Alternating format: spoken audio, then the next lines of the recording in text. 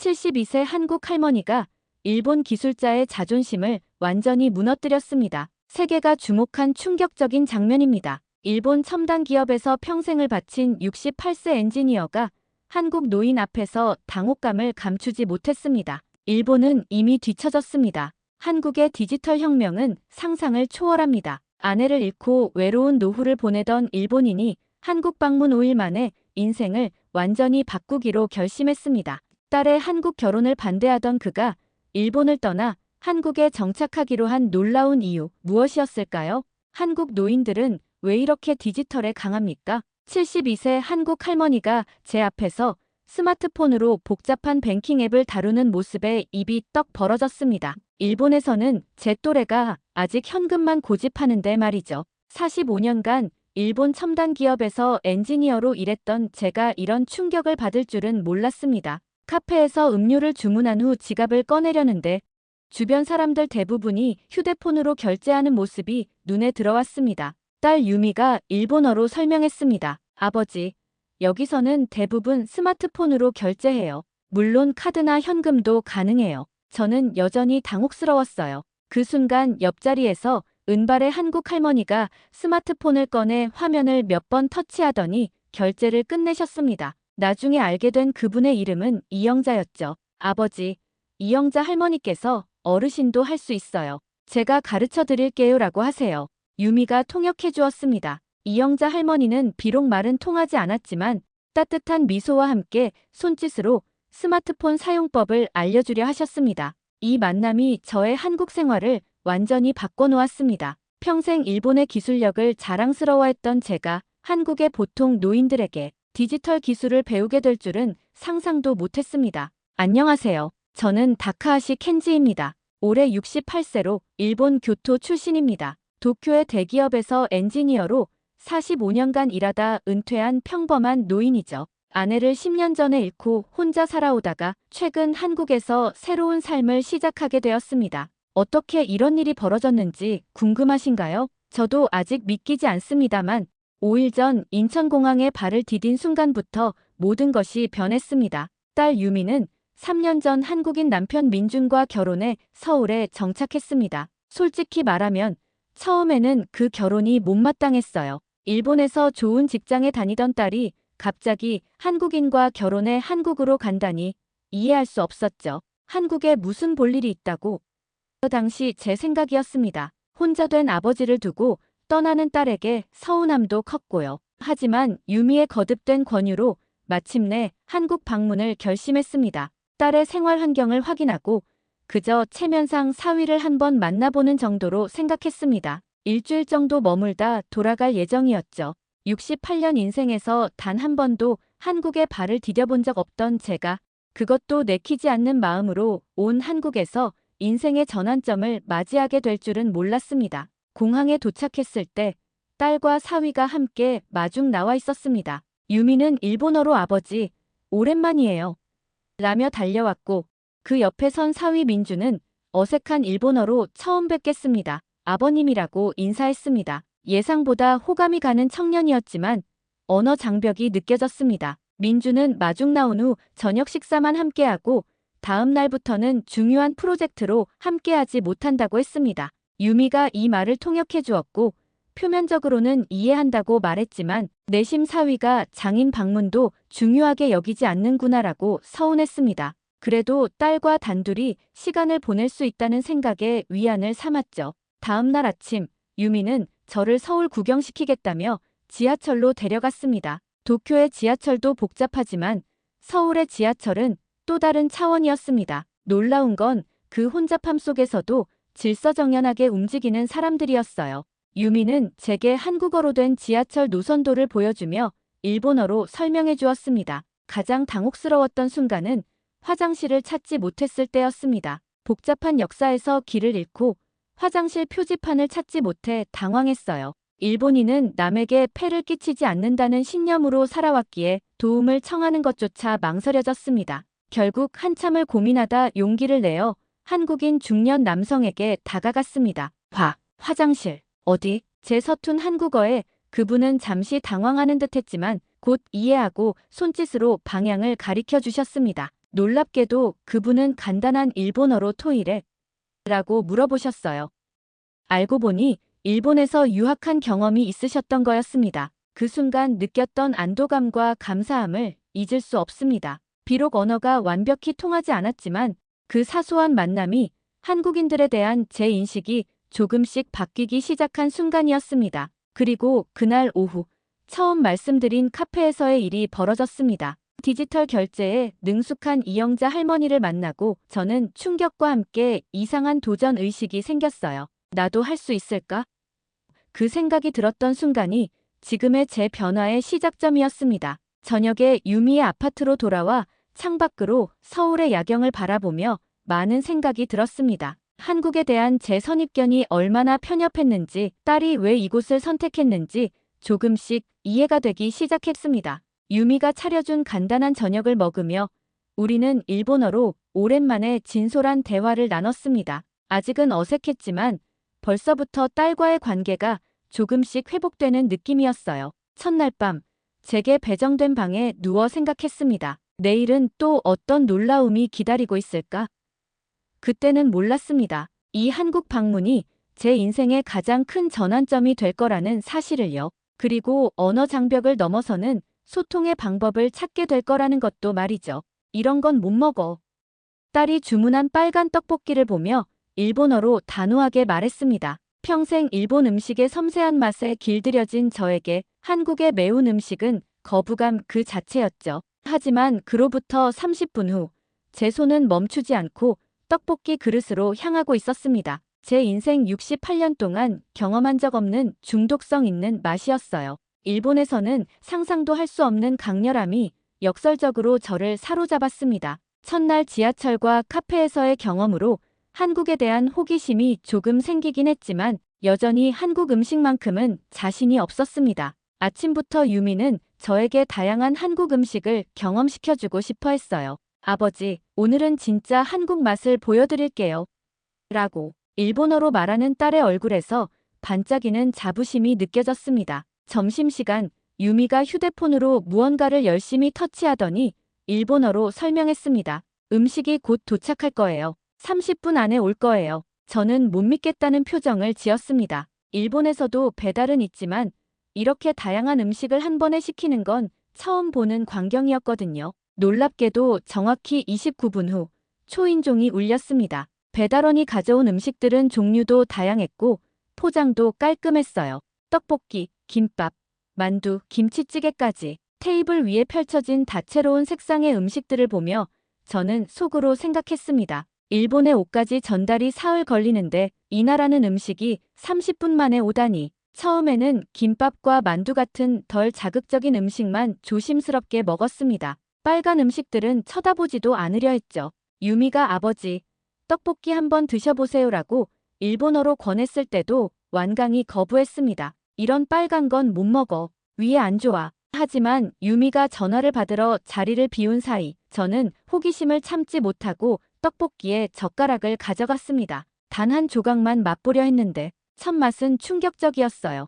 입안이 화끈거리고 눈물이 날 것 같았습니다. 그런데 이상하게도 두 번째 젓가락이 떡볶이로 향했고 그 다음 또 그 다음 돌아온 유미는 제가 떡볶이 그릇을 향해 젓가락을 뻗는 모습을 보고 놀란 눈으로 저를 바라봤습니다. 아버지, 못 드신다더니 맛있죠? 부끄러움에 얼굴이 붉어졌지만 솔직히 인정할 수밖에 없었습니다. 맛있네. 이런 맛은 처음이야. 유미의 얼굴에 번지는 미소를 보며 제가 왜 그동안 고집을 부렸는지 모르겠다는 생각이 들었습니다. 한국 음식에 대한 제 선입견이 그렇게 조금씩 무너지기 시작했습니다. 저녁이 되자 민준이 퇴근하고 돌아왔습니다. 피곤해 보였지만 특별히 준비한 요리를 들고 온 모습이 인상적이었어요. 민준은 간단한 일본어로 장인어른, 제가 특별히 준비했습니다라고 말했습니다. 그릇 뚜껑을 열자 익숙한 향기가 코끝을 스쳤습니다. 그 순간 저는 숨을 멈췄습니다. 이건 아내가 만들던 요리잖아. 제 목소리가 떨렸습니다. 유미가 민준의 말을 통역해 주었습니다. 민준이가 우연히 어머니의 레시피북을 발견했대요. 한국 재료로 최대한 비슷하게 만들어 보았답니다. 젓가락으로 한 조각을 입에 넣는 순간 10년 전 기억이 물밀듯이 밀려왔습니다. 아내가 주방에서 환하게 웃으며 저를 부르던 모습, 함께 식탁에 앉아 대화하던 소소한 행복, 그 모든 순간이 이 맛에 담겨 있었습니다. 눈가가 뜨거워졌지만 최대한 감정을 억누르려 애썼습니다. 잘 만들었네. 고맙다. 짧게 말했지만 민준에 대한 제 마음은 그 순간 크게 변했습니다. 비록 말은 잘 통하지 않았지만 이 청년이 단순히 제 딸을 데려간 사위가 아니라 제 가족의 소중한 기억까지 이어가려는 따뜻한 사람이라는 걸 느꼈어요. 민주는 다시 회사로 돌아가야 했지만 그 짧은 만남은 저에게 깊은 인상을 남겼습니다. 저녁 식사 후 음식 배달 앱에 호기심이 생긴 저는 유미에게 사용법을 물었습니다. 나도 한번 시켜볼 수 있을까? 유미는 기뻐하며 앱 사용법을 일본어로 설명해 주었습니다.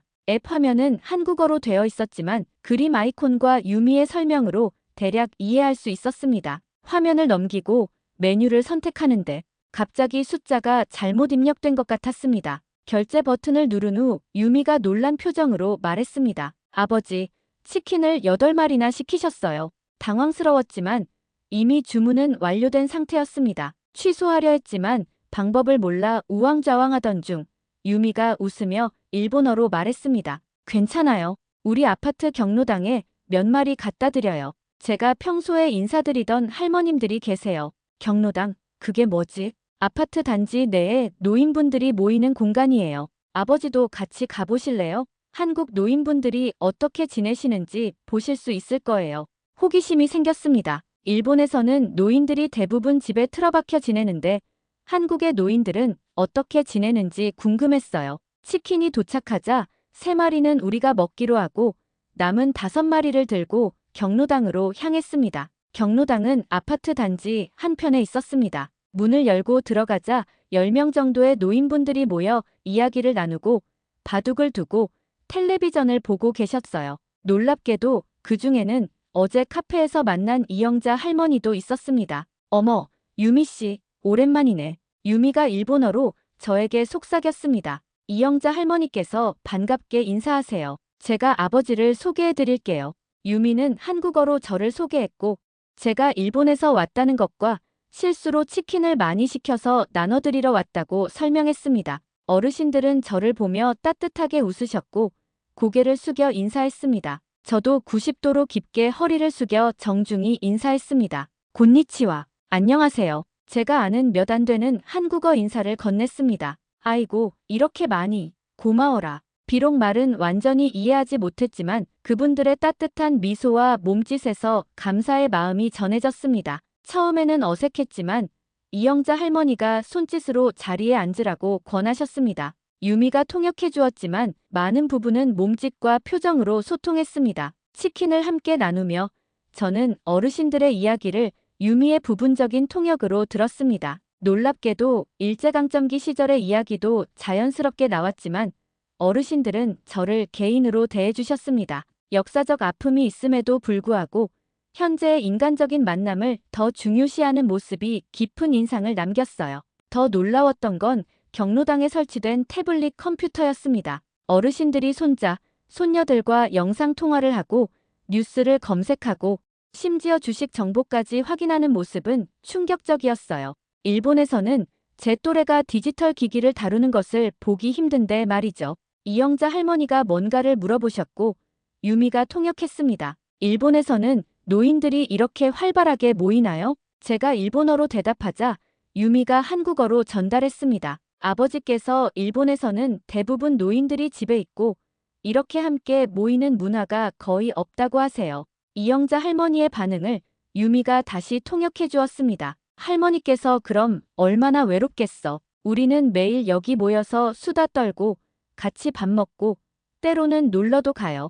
혼자 있는 것보다 훨씬 좋지라고 하세요. 그 말에 깊이 공감했습니다. 아내를 잃고 10년간 혼자 살아온 제게 이런 공동체는 부러움 그 자체였습니다. 언어는 달랐지만 한국인들의 정이라는 것이 무엇인지 조금은 느낄 수 있었어요. 경로당에서 돌아오는 길, 유미가 물었습니다. 아버지, 어떠셨어요? 정말 놀랍네. 한국 노인들은 너무 활기차. 디지털 기기도 잘 다루고 일본 노인들과는 완전히 달라. 한국은 노인분들도 사회 변화에 적응하려고 노력하세요. 정부에서도 노인 디지털 교육 프로그램이 많고요. 비록 언어 장벽이 있었지만 그날 경로당에서의 경험은 저에게 한국에 대한 또 하나의 편견이 깨지는 순간이었습니다. 제가 알던 한국은 일본보다 모든 면에서 뒤처진 나라였는데 실제로 보니 노인 복지 측면에서는 오히려 앞서 있었어요. 게다가 한국인들의 따뜻한 정의 문화는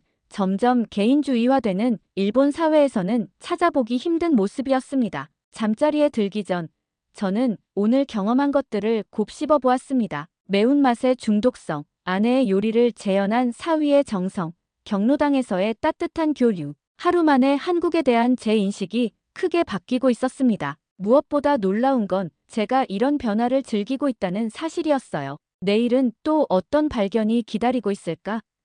기대감을 안고 잠이 들었습니다. 언어의 장벽이 있었지만 그것을 넘어서는 인간적인 교류가 가능하다는 걸 알게 된 하루였습니다. 아직 모르지만 다음 날은 더 큰 충격과 깨달음이 저를 기다리고 있었습니다. 제 나이에 새로운 걸 배운다는 게 가능할까요? 경로당에서 만난 이영자 할머니를 바라보며 유미에게 일본어로 물었고 유미가 한국어로 통역했습니다. 72세의 이영자 할머니는 스마트폰으로 주식 거래를 하고 있었어요. 제가 일본에서 45년간 엔지니어로 일했다는 말을 유미가 전하자 이영자 할머니는 웃으며 뭔가 대답했습니다. 유미가 통역했어요. 할머니께서 나이는 숫자에 불과해요. 저는 70살에 유튜브도 시작했답니다라고 하세요. 그 순간 제 인생의 새로운 장이 열리기 시작했습니다. 아침 일찍 일어나 유미의 아파트 베란다에 서서 서울의 아침 풍경을 바라봤습니다. 빽빽하게 들어선 아파트들 사이로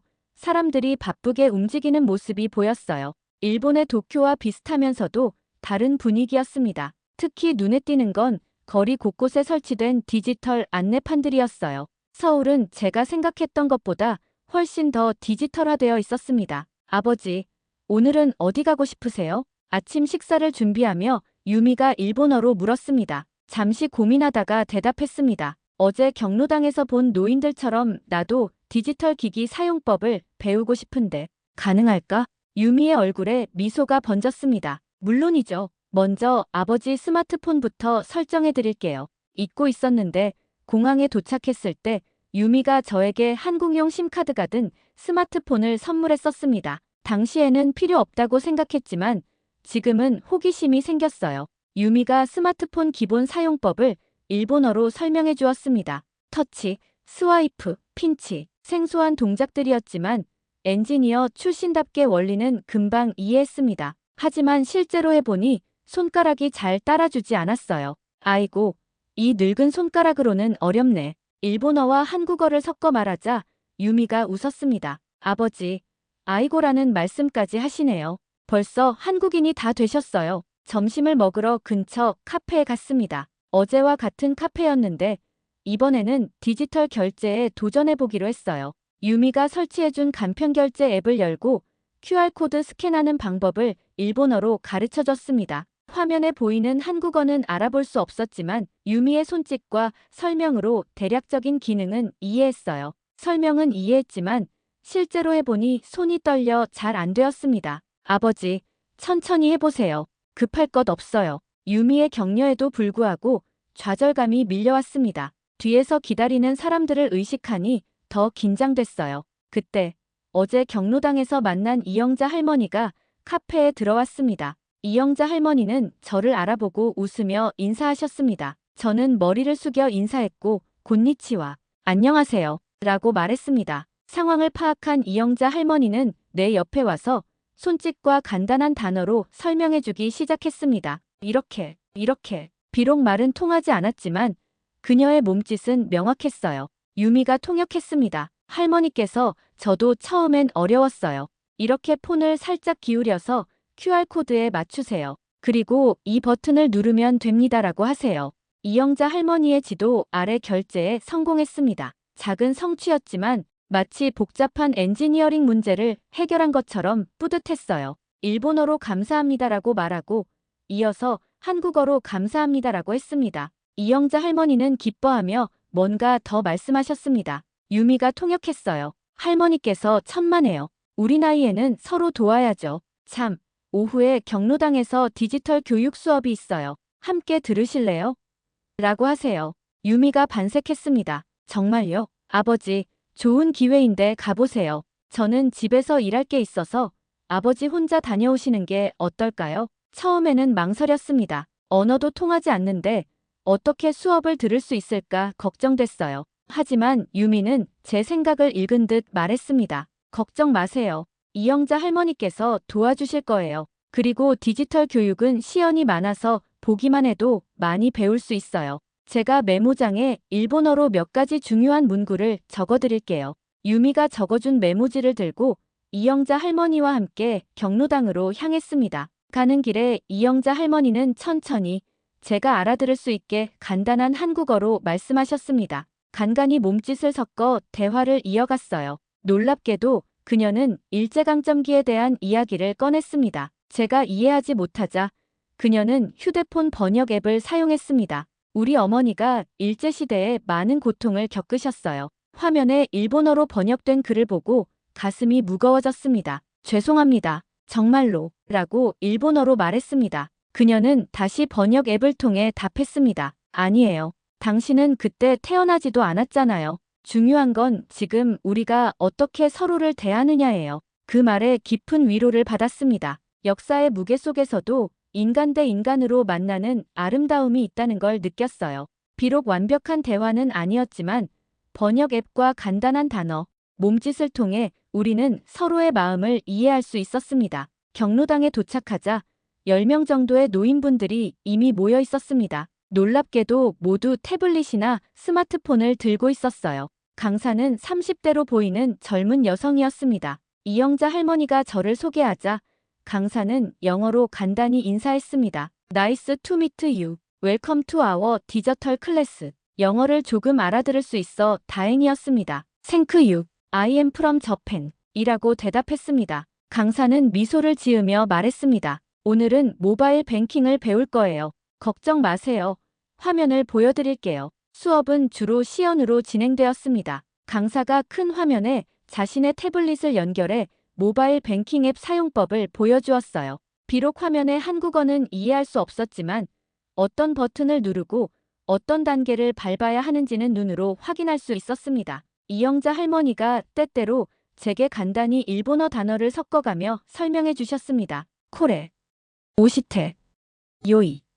수업 중간에 실습 시간이 있었습니다. 소액을 다른 계좌로 이체하는 연습이었어요. 저는 조심스럽게 따라했는데 숫자를 잘못 인식해서 실수로 금액을 잘못 입력했습니다. 1만 원을 보내려던 것이 10만 원으로 입력된 것이었어요. 아, 타이엔다.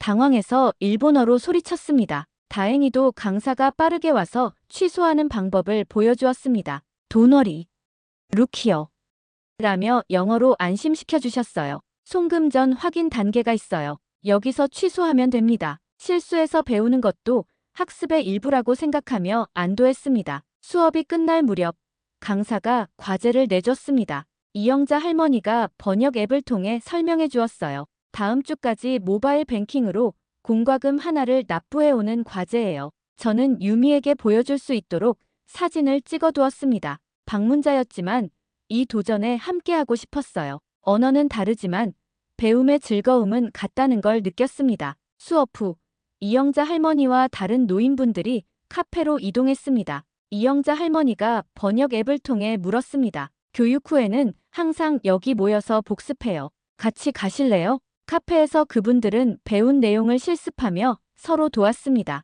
비록 말은 완전히 통하지 않았지만 손짓과 표정, 간단한 단어만으로도 충분히 소통할 수 있었어요. 어르신들의 학습 의지와 서로 돕는 모습에 감동했습니다. 일본에서는 제 또래가 새로운 기술을 배우는 걸 부끄러워하는 경우가 많은데 한국의 노인들은 배움에 대한 열정이 넘쳤습니다. 한 할아버지가 번역 앱을 통해 물었습니다. 다카하시 씨는 엔지니어셨다고요? 저희에게 조언 좀 해주세요. 기술적인 조언을 구하는 것이 신선했습니다. 평소 일본에서는 은퇴 후 제 경험을 나눌 기회가 별로 없었거든요. 저는 영어와 간단한 그림, 그리고 번역 앱을 활용해 디지털 기기의 기본 작동 원리를 설명해 드렸습니다. 모두가 진지하게 경청했습니다. 대화 중에 흥미로운 사실을 알게 되었습니다. 제가 일본에서 개발에 참여했던 메모리 칩 기술이 한국의 스마트폰에 사용되고 있다는 것이었어요. 번역 앱을 통해 설명했습니다. 이 휴대폰에 들어간 기술 중 일부는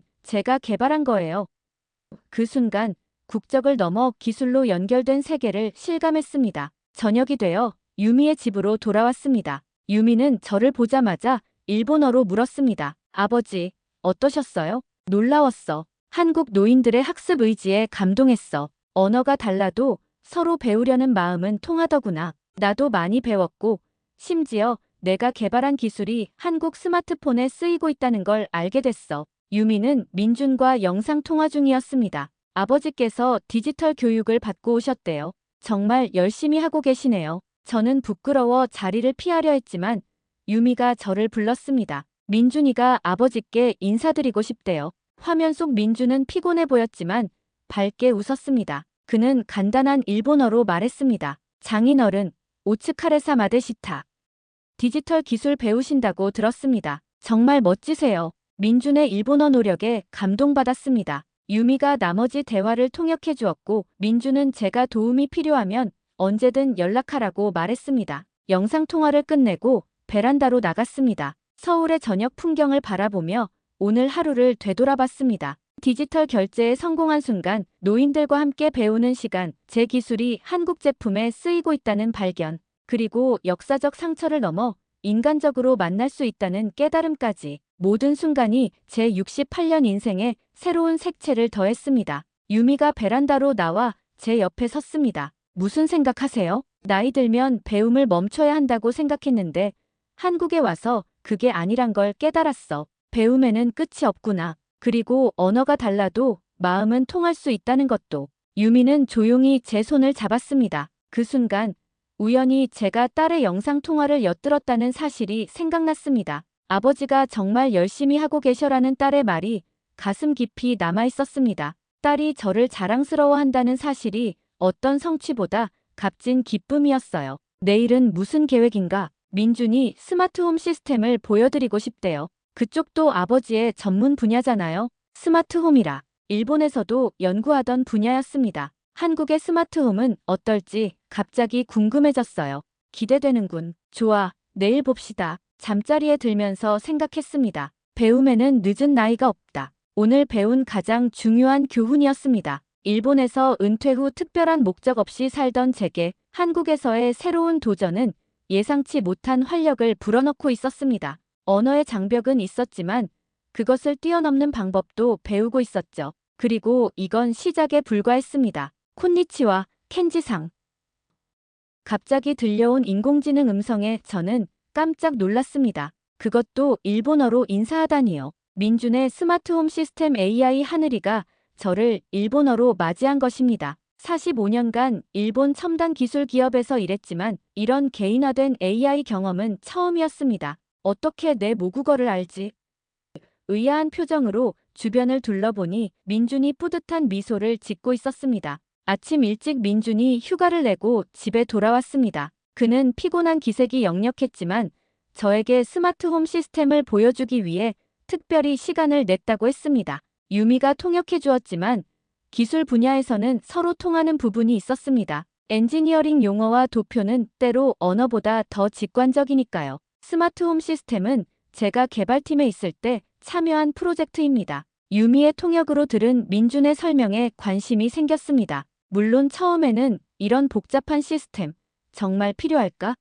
라는 의심이 들었습니다. 일본에서도 스마트홈 기술이 있지만 저는 항상 전통적인 방식을 선호했거든요. 스위치는 손으로 누르고 커튼은 손으로 여는 것이 당연하다고 생각했습니다. 민준은 태블릿을 들고 시스템을 소개했습니다. 조명, 에어컨, 보안 시스템, 심지어 냉장고까지 모든 것이 연결되어 있었습니다. 유미가 일본어로 설명을 보충해 주었지만 사실 그림과 시험만으로도 대부분 이해할 수 있었어요. 무엇보다 놀라운 것은 AI 하늘이었습니다. 하늘아, 창문 열어줘. 민준이 말하자 창문이 자동으로 열렸습니다. 유미가 저를 보며 권했습니다. 아버지도 해보세요. 일본어로 말해도 돼요. 망설이다가 조심스럽게 말했습니다. 하루루, 덴키오 츠케테. 하늘아, 불 켜줘. 잠시 정적이 흐르더니 아무 일도 일어나지 않았습니다. 민준이 무언가 실망한 듯했고 저는 어색하게 웃었습니다. 역시 안 되는군. 일본어는 인식하기 어려운가 보네. 그때 갑자기 민준이 스마트폰을 꺼내 뭔가를 빠르게 조작했습니다. 그리고 다시 시도해보라고 손짓했어요. 다시 한번 말씀해보세요. 하루루, 덴키오 츠케테. 놀랍게도 이번에는 불이 켜졌습니다. 오하요 고자이마스, 켄지상. 좋은 아침입니다, 켄지씨.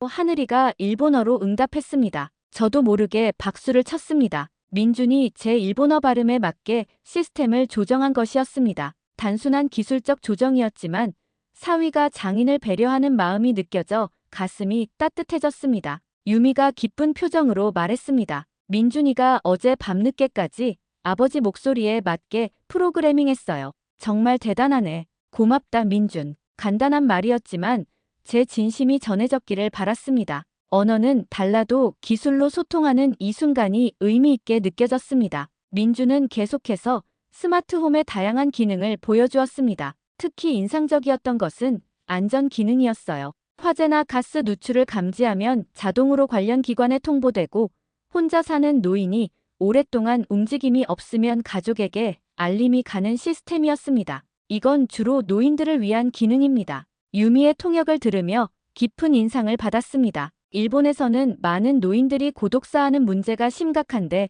이런 시스템이 있다면 많은 생명을 구할 수 있을 거란 생각이 들었습니다. 기술이 단순한 편리함을 넘어 사람을 보호하는 역할을 한다는 점이 감동적이었습니다. 그런데 갑자기 시스템에 문제가 발생했습니다. 태블릿 화면이 멈추고 조명이 깜빡이기 시작했어요. 민준이 당황한 듯 태블릿을 조작했지만 해결되지 않았습니다. 제가 한번 볼 수 있을까요? 유미가 제 말을 통역하자 민준은 기꺼이 태블릿을 건넸습니다. 45년간의 엔지니어 경험이 되살아났습니다. 비록 인터페이스는 한국어로 되어 있었지만 기술적 문제는 언어를 초월합니다. 화면의 아이콘과 시스템 로그를 보고 무언가 감지했습니다. 여기 아마도 센서 연결 문제인 것 같군요. 손짓과 간단한 영어 단어로 설명했고 민준은 즉시 이해한 듯 했습니다. 우리는 함께 10여 분간 문제를 탐색했고 결국 센서 하나의 배터리 문제라는 걸 발견했습니다. 민준이 배터리를 교체하자 시스템이 정상으로 돌아왔습니다. 사스가 역시 엔지니어십니다. 민준이 한일 혼합어로 칭찬했고 저는 수줍게 웃었습니다. 오랜만에 제 전문 지식이 쓸모있게 느껴지는 순간이었습니다. 일본에서 은퇴 후에는 이런 보람을 느낄 기회가 거의 없었거든요. 문제 해결 후 민준은 시스템의 내부 설계도를 보여주었습니다. 그러면서 자연스럽게 대화가 기술적인 주제로 흘러갔습니다. 놀랍게도 우리는 언어 장벽에도 불구하고 꽤 깊은 대화를 나눌 수 있었습니다. 기술 도면, 수식, 간단한 영어 단어와 몸짓, 이것들이 우리의 공통 언어였습니다. 유미는 전문적인 기술 대화를 완벽히 통역하지 못해 어쩔 줄 몰라 했지만 오히려 그것이 민준과 저 사이의 직접적인 소통을 촉진했습니다. 엔지니어의 언어는 국경을 초월하는 것 같았습니다. 점심시간이 되자 민준이 잠시 자리를 비웠고 저는 시스템을 더 자세히 살펴보았습니다. 태블릿을 스크롤하다가 우연히 의료정보 폴더를 발견했습니다. 호기심에 열어보니 최근 병원 검사 결과가 있었습니다. 한국어는 읽을 수 없었지만 하나의 단어가 눈에 들어왔습니다. 임신.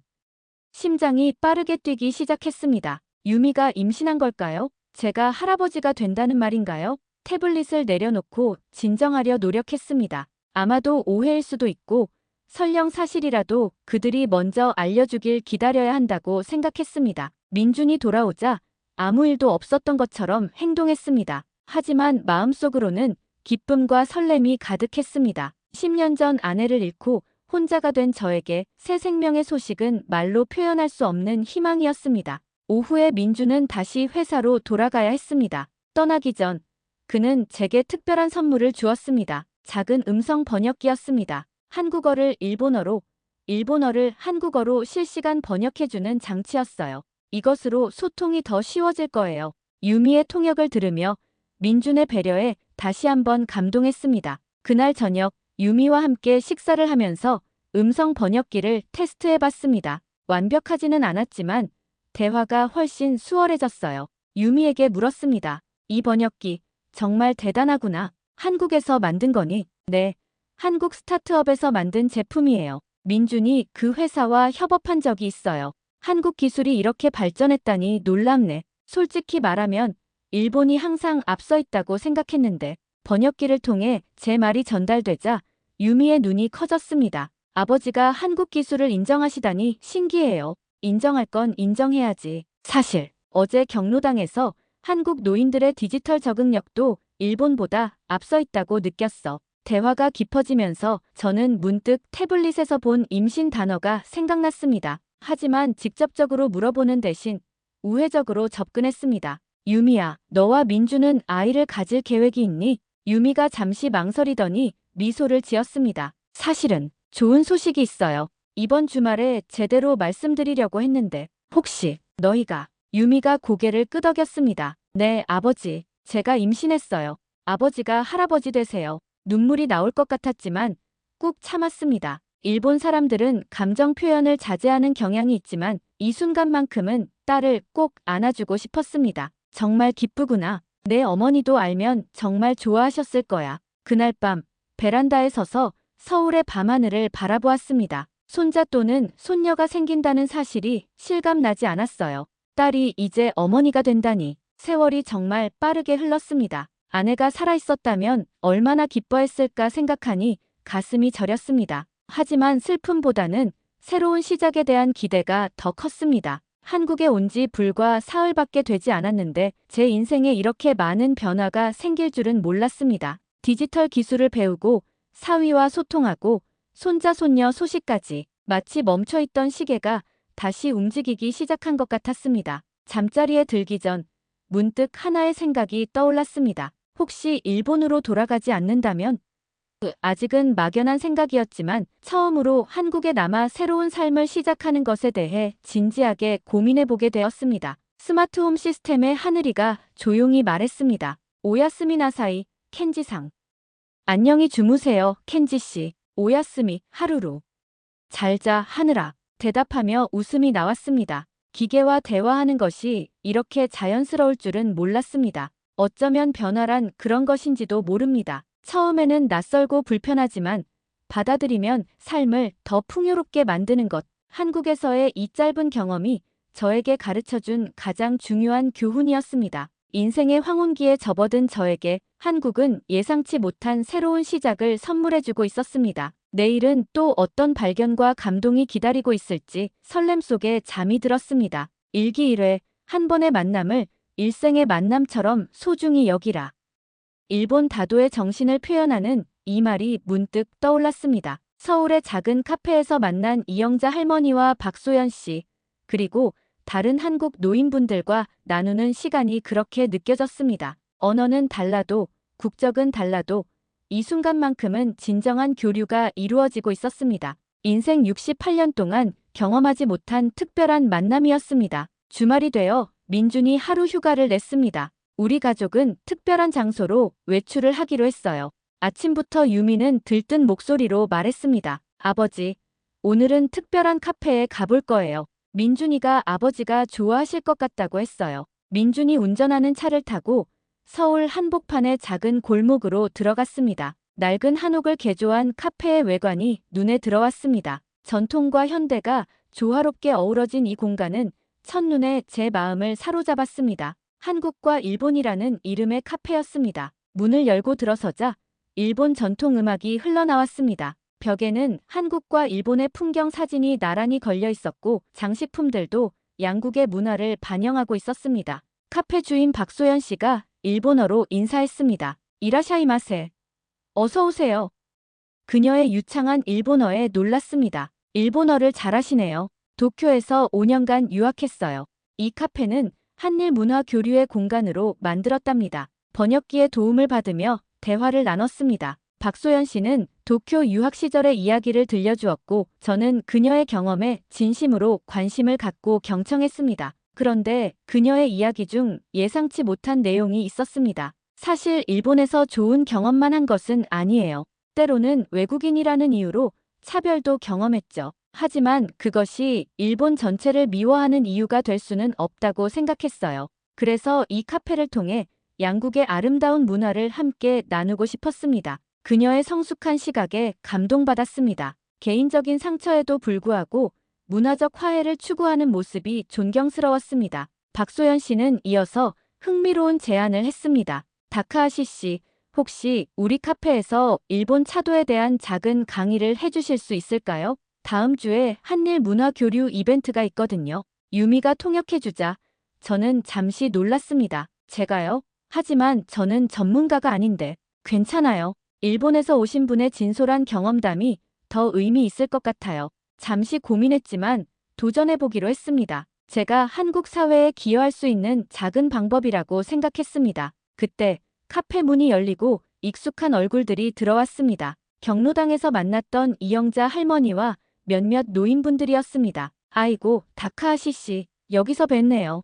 유미가 통역해 주었지만 이제는 인사말 정도는 알아들을 수 있었습니다. 이영자 할머니가 소개해준 다른 할머니들도 함께 앉았습니다. 민준이 미소를 지으며 설명했습니다. 이영자 할머니께 연락드려서 함께 초대했어요. 모두 이 카페의 단골이시라고 하더라고요. 우리는 함께 커피와 일본 녹차, 한국 전통차를 나누어 마셨습니다. 번역기와 몸짓, 간단한 단어들로 대화가 이어졌습니다. 불완전한 소통이었지만 그 어느 때보다 진심이 담긴 교류였습니다. 대화 중에 한 할아버지가 번역기를 통해 물었습니다. 일본에 돌아가면 한국에 대해 어떻게 이야기하실 건가요? 잠시 생각하다가 대답했습니다. 솔직히 말씀드리면 제가 한국에 대해 많은 편견을 가지고 있었습니다. 하지만 직접 경험해보니 정말 달랐어요. 기술적으로도 앞서 있고 노인 복지도 훌륭하고 무엇보다 사람들의 따뜻한 정이 인상적이었습니다. 일본에 돌아가면 한국의 진짜 모습을 많은 사람들에게 알리고 싶습니다. 제 말을 들은 노인분들의 얼굴에 미소가 번졌습니다. 언어와 문화, 역사의 장벽을 넘어 인간 대 인간으로 소통하는 이 순간이 얼마나 귀중한지 느꼈습니다. 점심을 먹고 카페를 나서려는 순간 박소연 씨가 저를 불러 세웠습니다. 다카하시 씨, 이것을 드릴게요. 그녀는 작은 상자를 건넸고 열어보니 일본식 찻잔과 한국 도자기가 한 세트로 담겨 있었습니다. 한국과 일본 두 문화의 아름다움을 함께 담았어요. 우리가 서로를 이해하고 존중할 때 더 풍요로워진다는 의미로요. 그 선물이 단순한 찻잔 이상의 의미로 다가왔습니다. 일본인인 제가 한국에서 받은 환대와 이해, 그리고 새로운 가능성, 이 모든 것이 담겨 있는 것 같았습니다. 저녁에 우리 가족은 한강공원으로 나갔습니다. 강변에서 야경을 바라보며 유미와 민주는 정식으로 임신 소식을 알렸습니다. 비록 이미 알고 있었지만 기쁨의 눈물을 참을 수 없었습니다. 아버지, 저희가 준비한 것이 있어요. 민준이 봉투를 건넸고 열어보니 아파트 계약서였습니다. 제가 살 수 있는 작은 아파트의 계약금이 지불된 상태였습니다. 저희 아파트 근처에 있는 집이에요. 아버지가 한국에 더 오래 머무르시거나 아니면 아예 이사 오시면 좋겠어요. 아이가 태어나면 할아버지와 가까이 지내길 원해요. 놀라움에 말을 잇지 못했습니다. 일본으로 돌아가려던 계획이 흔들리기 시작했습니다. 한국에서의 새 삶, 그것은 제가 상상조차 하지 못했던 가능성이었습니다. 너무 갑작스러워. 고민할 시간이 필요하구나. 하지만 마음 한편으로는 이미 결정이 내려져 있었습니다. 일본의 빈집으로 돌아가 혼자 살기보다 딸 가족과 함께하고 손자 손녀의 성장을 지켜보는 삶이 더 의미 있게 느껴졌습니다. 한강을 배경으로 가족 사진을 찍으면서 지난 5일간의 경험이 주마등처럼 스쳐 지나갔습니다. 지하철에서 길을 잃었던 첫날, 매운 떡볶이의 맛에 놀랐던 순간, 디지털 결제에 성공했던 기쁨, 스마트홈 시스템의 놀라운 기술, 그리고 오늘 문화적 화해와 새로운 시작에 대한 희망. 그날 밤 유미의 아파트 베란다에서 서울의 밤하늘을 바라보며 깊은 생각에 잠겼습니다. 오랫동안 내린 결정 중 가장 큰 결심을 하고 있었습니다. 다음 날 아침 공항으로 향하는 차 안에서 조용히 말했습니다. 나 조금 더 있다 갈게. 유미가 놀란 표정으로 물었습니다. 아버지, 일본에 가서 짐 정리하고 올게. 당분간. 아니, 어쩌면 계속 한국에 머물고 싶어. 차 안이 일순간 조용해졌다가 유미가 기쁨의 눈물을 흘리며 저를 안았습니다. 민준도 운전대를 잡은 채 감동의 미소를 지었습니다. 정말요? 정말 한국에 오실 거예요? 응, 내 손자를 직접 보고 싶어. 그리고 이곳에서 새로운 시작을 해보고 싶구나. 공항으로 가는 길, 창밖의 서울 풍경이 이제는 낯설지 않게 느껴졌습니다. 오히려 일본으로 돌아가는 것이 더 낯설게 여겨질 정도였죠. 단 5일 만에 제 인생이 이렇게 변할 줄은 몰랐습니다. 비행기를 타기 전 마지막으로 민준과 유미에게 말했습니다. 고마워. 정말 고마워. 2달 안에 돌아올게. 일본행 비행기 안에서 저는 한국에서의 경험을 정리해 보았습니다. 기술적으로 발전한 국가, 활기 넘치는 노인들, 따뜻한 인간관계. 그러나 무엇보다 중요한 것은 제 인생의 새로운 의미와 목적을 찾게 해준 곳이라는 사실이었습니다. 창밖으로 일본 열도가 보이기 시작했습니다. 이제 남은 일은 오랜 집을 정리하고 새로운 삶을 준비하는 것뿐이었습니다. 고독했던 일본에서의 생활을 뒤로하고 활기찬 한국에서의 새 출발을 앞두고 있었습니다. 인생은 정말 예측할 수 없군. 미소를 지으며 중얼거렸습니다. 68세의 나이에 새로운 나라에서 새로운 언어로 새로운 기술을 배우며 살아간다는 것. 한 달 전에 저라면 상상조차 할 수 없었을 일입니다. 하지만 인생은 때로 예상치 못한 선물을 줍니다. 그리고 그것을 받아들일 용기만 있다면 황혼기의 살도 여명처럼 빛날 수 있다는 것을 한국에서의 5일이 가르쳐 주었습니다. 비행기가 착륙하고 창밖으로 나리타 공항이 보였습니다. 일본에 돌아왔지만 이제 이곳은 잠시 머무는 곳일 뿐입니다. 제 진짜 집, 제 마음의 고향은 이제 서울에 있었습니다. 딸과 사위, 그리고 곧 태어날 손자 손녀가 기다리는 그곳에 또 만나자. 한국, 곧 돌아갈게. 국경과 언어를 넘어 서로를 이해하고 황혼기에 새로운 시작을 발견하는 감동적인 여정이었습니다. 한국의 진정한 힘은 첨단 기술이 아닌 사람과 사람을 연결하는 따뜻한 정에 있었습니다. 여러분, 오늘의 사연 어떠셨나요? 외국인의 눈으로 보는 우리나라의 모습이 자랑스럽지 않으신가요? 디지털 강국으로 세계를 선도하고 노인들까지 새 기술에 적응하는 대한민국의 저력, 그리고 세대와 국적을 초월한 따뜻한 정의 문화가 만들어낸 기적 같은 이야기였습니다. 오늘 이야기는 여기까지입니다. 앞으로도 세계 각국에서 인정받는 대한민국의 감동적인 사연으로 찾아뵙겠습니다. 오늘 영상이 마음에 드셨다면 구독과 좋아요, 그리고 알림 설정 부탁드립니다. 여러분의 작은 관심이 저희에게는 큰 힘이 됩니다. 또한 댓글로 여러분의 생각도 나눠주세요. 오늘도 시청해주셔서 감사합니다. 대한민국의 진정한 매력 함께 나눌 수 있어 행복했습니다.